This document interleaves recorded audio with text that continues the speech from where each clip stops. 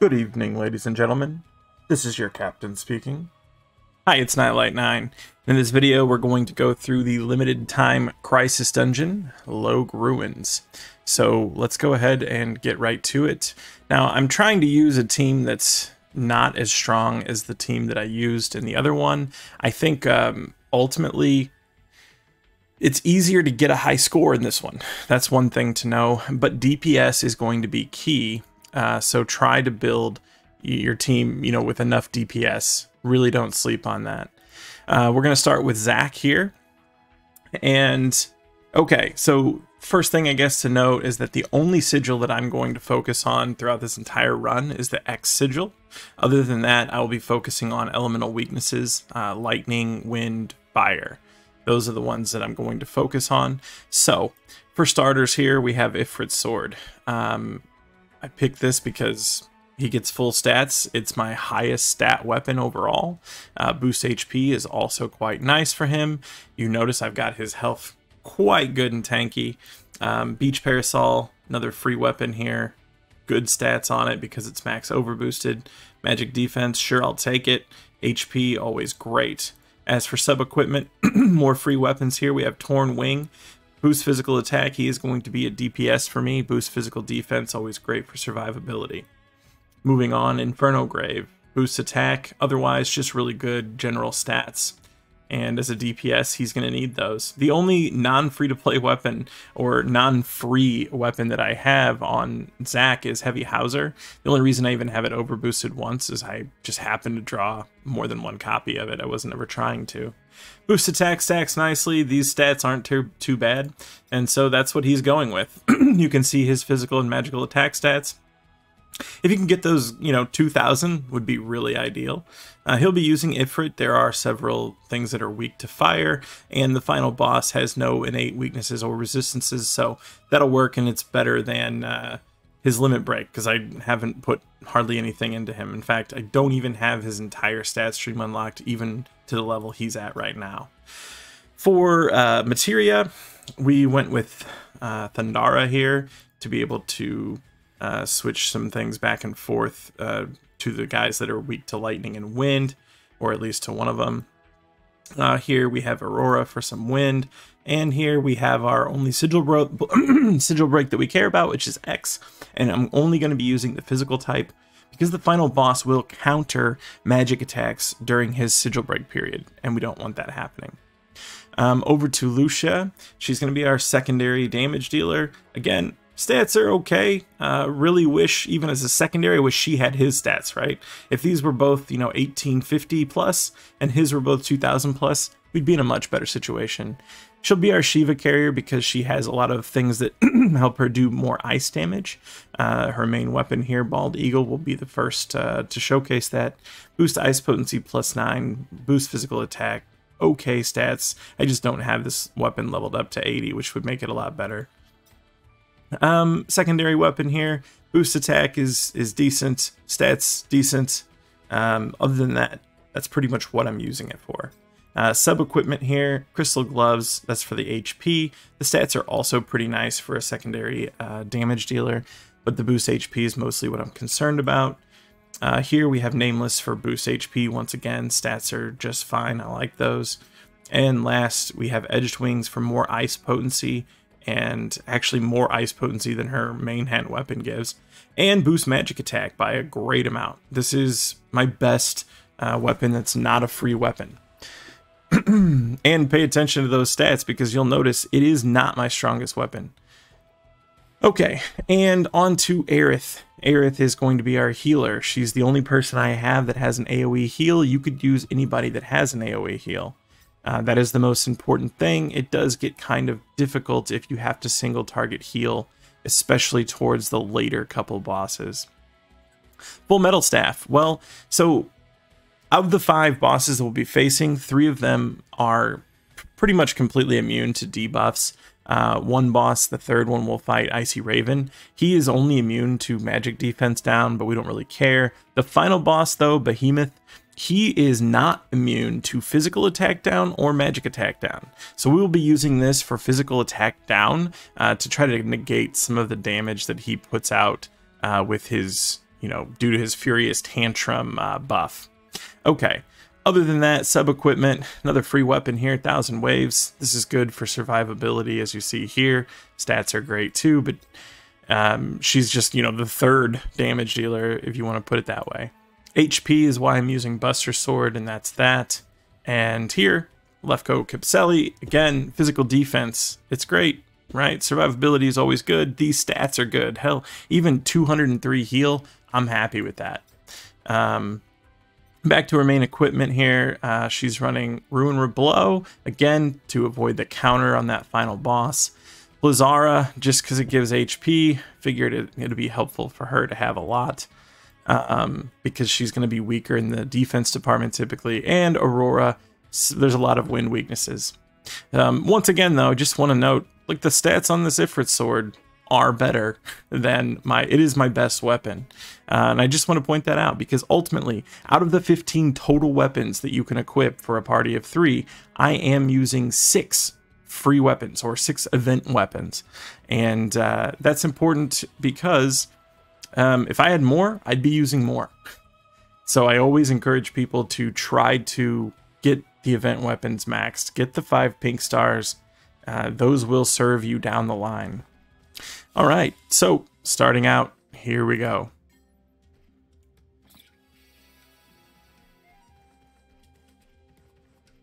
All right, first pedestal here we step on, we know we're going to lose somebody.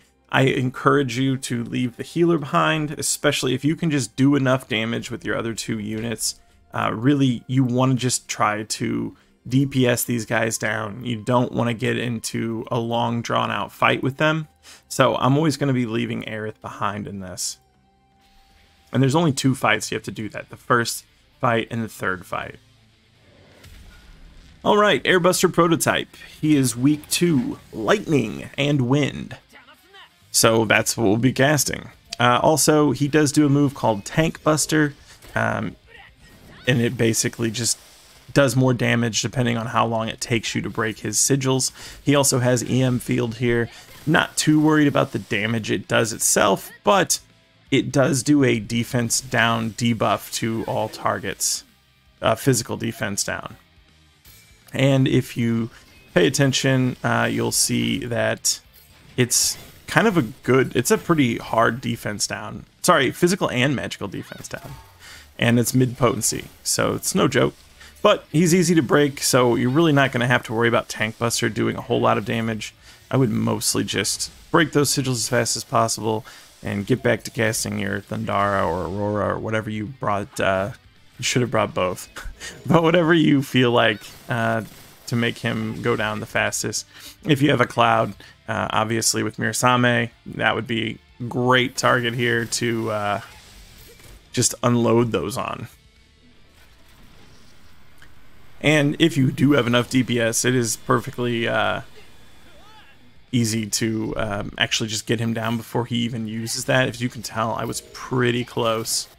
And these 2 are not even in my top 3 overall DPS units that I could build. Alright, but we got that one down. It looked like a score of, I don't know, somewhere around 54,000. I think that's just fine. We will continue to progress. Okay, as for the first buff, I don't want to limit myself. I'm not strong enough to make this worth it, and I think you have to be pretty strong to take that. So we're just going to go with the old Fire and Wind potency. I think that is overall more important for more people than to take the other one. If this is your first time playing through, don't forget to come over here and grab that before you head down here. And we will be running into one more add-on, I believe, right down here. These guys, kind of the same way, especially when you're in a party of 2. Don't try to get into a heal battle. They will hit you kind of hard. I mean, depending what your defense stats are. But just burst them down as fast as possible so that you don't have to deal with things like these hellish spikes. Because you really just don't want to get into the endless cycle of, okay, they hit me really hard, now I'm trying to heal, because you're down a party member, so you really just want to get in and out as fast as possible, especially with these add-ons. Alright, that was no problem. And so we will move back down to the next pedestal so that we can reclaim Aerith. Happy to see her. I wish they would have made her at least walk in. I think that would have been fitting, but now she just kind of magically reappears in the party. All right, here we pick up some supplements and we immediately go on to the next boss. This is Spooky Balloon. He's weak to lightning and wind, and he alternates between those depending on what you're hitting him with. So if you start out with lightning, he will resist to lightning. He's going to do that threat assessment. That is when he makes that decision. Aerith's going to be casting a Curaga. Well, if he doesn't interrupt me. This is more annoying than anything else at this point. But yes, get my Curaga off. Get everybody back up. Okay. What's he doing? Lightning resistance. I think he picks a random one if you don't hit him with anything. I didn't see if they auto-cast, so can't really confirm that. But I will say that once you hit him with enough arrows, he will go back to being resistant to wind, and then you'll have to go lightning. But otherwise, this guy's pretty easy. I mean, the damage does kind of add up. One of the reasons you really just want an AoE heal so that you can kind of focus on doing as much damage as possible. Oh, here we go. Wind resistance switched on. I'm just going to start, let's see here. I'm going to go ahead and cast the heal, keep everybody topped up. I wish Aerith had a way to do lightning damage at the moment, but she doesn't, so we have to wait till the next round. You could use one of your summons here. I'm going to save them for the next fight because I will be down a party member in the next fight. It's very tempting to use it here, especially with this self-restoration. It does seem like the fight starts to drag on a bit, and I think it is very tempting to pop one of these. If you're going to pop one, you pop the Diamond Dust because the next guy is Icy Raven, at least the next one I'm going to fight. And he's weak to fire, so I want to have that built up and ready. Diamond Dust doesn't do a whole lot against that guy, so I could go ahead and just cast that here. And actually, now that I see that he's got the magic down debuff, I'm going to go ahead and use that. We'll get max bang for our buck, so to speak. All right, 16,000. Well, that's more than everybody else is doing. Not the numbers I'm used to seeing, but it'll be perfectly fine for getting this guy down to basically 0 health. Switch stances for the arm sweep. It doesn't do a terrible amount of damage. I think this might do, what, 800-ish? 1,000. Okay, 1,000. I'm okay with that. Switch to Aerith real quick. Get everybody healed, especially because at the end of this fight, we're going to be losing her. So might as well just start using all of her ATB to get him down. And that is the second boss, Spooky Balloon, down. Alright, 55,600, not the worst score. So we're averaging 55,000 a fight. Looking for that, what is it, 730,000 I think for an S+. All right, here I'm going to take the healing potency down. I think those buffs, especially when one of them is a defense buff, I mean, that's just so good. That's going to help with everybody. So I'm taking it. Plus, it gives magic attack. We need the DPS. It's a no-brainer for me. In addition to that, you will get offered 2 more attempts or chances at getting healing potency buffed back up. So you won't really be down more than, like, I don't know. I don't think any. I think you actually can get it all back. I think there's a 20 and a 10% here. We'll go to the next pedestal, though. We will have Aerith leave once again. We'll run over here and run into another annoyance. I mean, another add-on fight. Okay, same thing here. Let's just DPS these guys down as fast as humanly possible. We do not want to take unnecessary damage, especially because we don't have a healer. But that is why we have Hellfire saved. We're going to just try to DPS the bird down the same way. And as long as I can have at least one of these guys surviving, that'll be good enough. Because once I get Aerith back, we're not going to have to worry about all that stuff, hopefully, again. Alright, so here we come.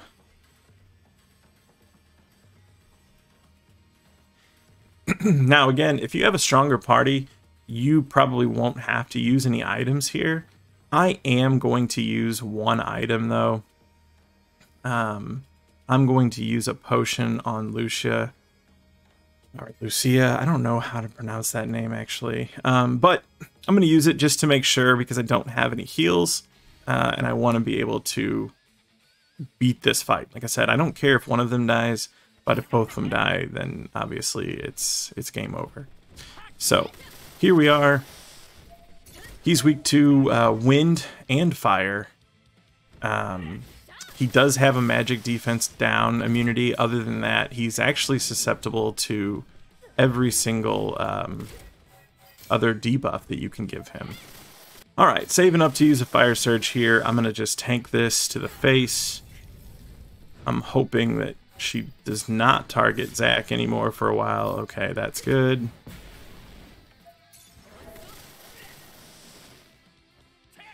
I'm hoping eventually he will cast, he will go into sigil mode where he actually weakens himself to fire damage, but I'm afraid that I might not get there, and it would be catastrophic if I died without casting Hellfire. So, here we go, and there we are. That basically did it. Okay, we survived. It was the right call.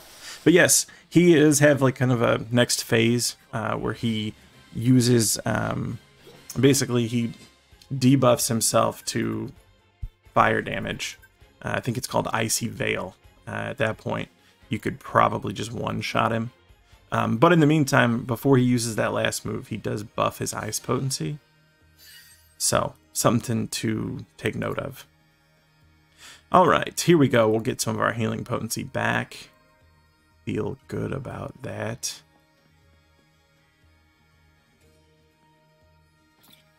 And we've got a cottage. I wish... Oops, okay. So I can see that Aerith has pretty good HP. I can't remember if there's another add-on fight, and that is what I'm primarily worried about. So I'm going to go ahead and pop the cottage now. I think it'll pay itself forward if there is an add-on fight. If there's not, we'll at least go into... So there's not. We'll go into the next boss, though, pretty okay, and that'll be Mad Anchor. Welcome back, Aerith. Alright, here we are.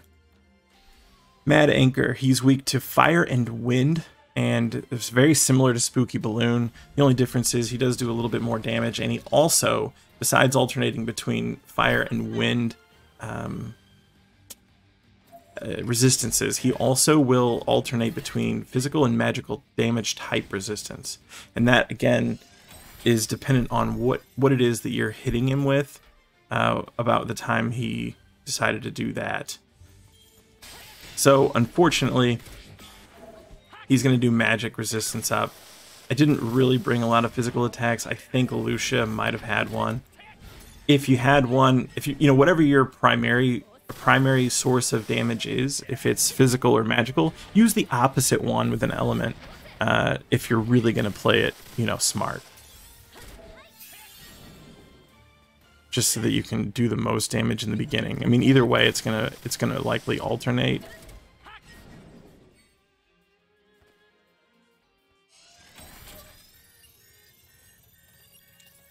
See if I have any. Yeah, Thundara Blow. So let's just do Thundara Blow on him. And then that way... Oh, but he decided to be resistant to wind. Of course he did. That's alright.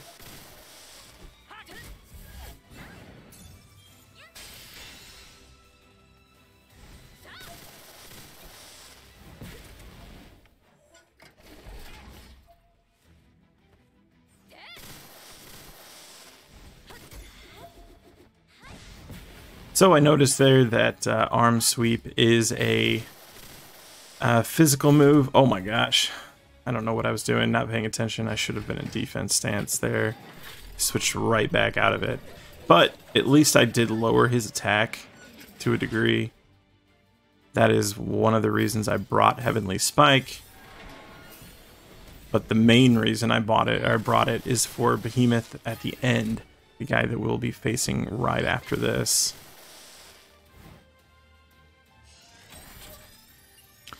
Alright, yet another threat assessment. And again, these balloon fights especially, they really seem to drag on. Because he just constantly does the resistances. And the first time we only had 2 people in the party. This time, however, it's unfortunate that he's doing physical and magical alternating, and he's pretty much always doing magical because, well, that's what I'm using. Don't want Lucia to die.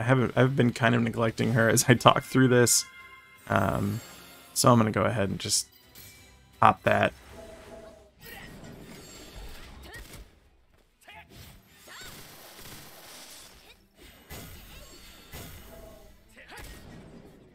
Alright, when he does this threat assessment failure, he will eventually break down. Right here. Here it comes. And now he becomes vulnerable to everything. This is when you want to just really pour on the DPS. Get him done because he also buffs himself. You don't want to take any more damage at this point. And I think everybody, if you've taken as long as I have at this point, you're ready for this fight to be over. Alright. Now, what do we get from him? I think it's going to be another healing potency up. So, yeah, it offers you can do physical and magical, or magical and minus healing potency. This is terrible, in my opinion, humble opinion. But in general, I still don't quite understand the interaction between magic attack A and B. I know they don't stack. I'm not sure, though, if taking magic attack A at this point would cancel out our magic attack B. I don't know. It doesn't really matter. Better safe than sorry. I'll take the healing potency and not worry about it anymore. So, after this, there are no more fights that we have, so we can just run unimpeded to the final boss, which is going to be Behemoth. He likes to do physical attack. He does not like to be magic attacked. I think I'm going to use another item here. Let's see. Man, 40% seems like such overkill.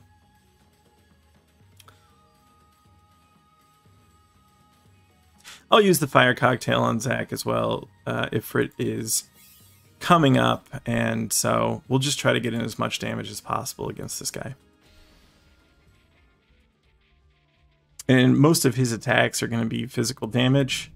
He will buff himself up to increase his physical attack. I'm going to try to then lower that because he is not immune to that. Right, it looks like we might have canceled one of his attacks. All right, 21,000. I'm pretty happy with that item usage there. I guess we haven't seen the score yet, but I think it'll be okay.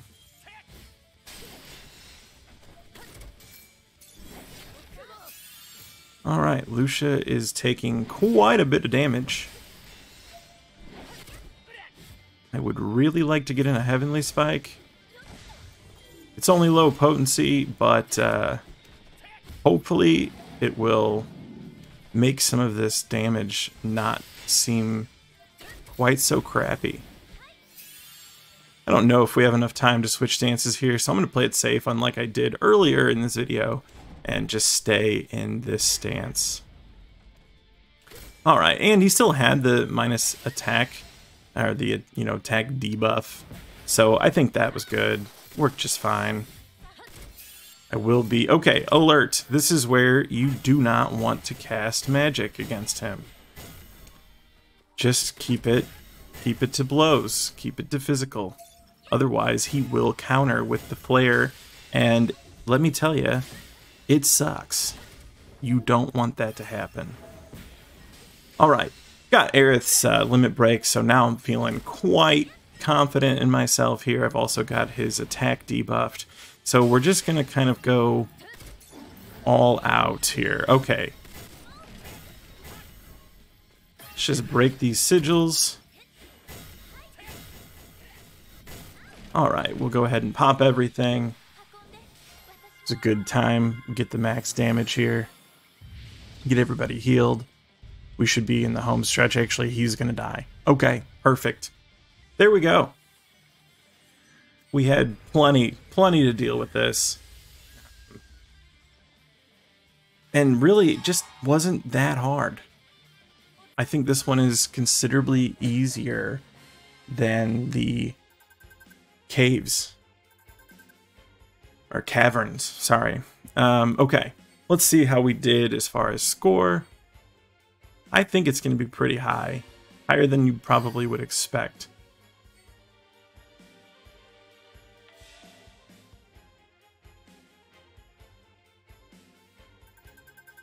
Bam. S+, easy S+. We used a few different items, still had an unused item bonus of 92,000. I mean, that's huge. So, I feel really good about this. Again, I did it with 2 people in my party who are not even level 50. So, if you found this video helpful, if it helped you get an S+ in Logue Ruins, or helped you clear it if that was your goal, give me a subscribe. I will be making more content, more guides, and hopefully I'll be able to help you in the future as well. If you have any questions, feel free to comment. If you think there's anything I missed or a different strategy, drop those as well. Otherwise, take care.